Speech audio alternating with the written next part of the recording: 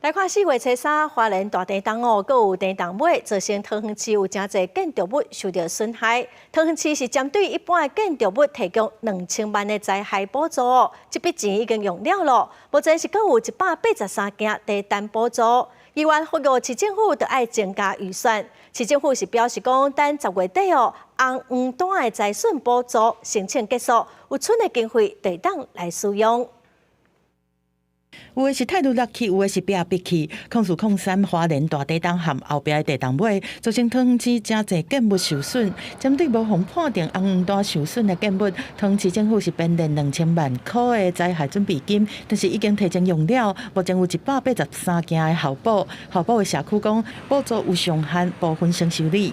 每个人的地震灾损情况不一样啊。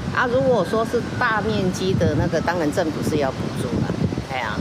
天灾除了黄黄滩的社区需要照顾之外，还有更多的一般社区，也因为这一次的震灾造成公共设施很大的一个破坏，所以我们希望说，后续的公部门应该要提拨更多的一个补助。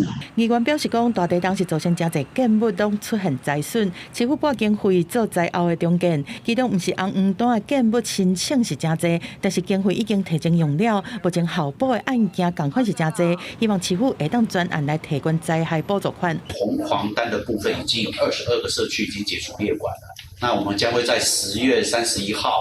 受理截止后，针对红黄单的那个部分，如果经费还有余裕，我们将会拿来挹注后补的这一些社区。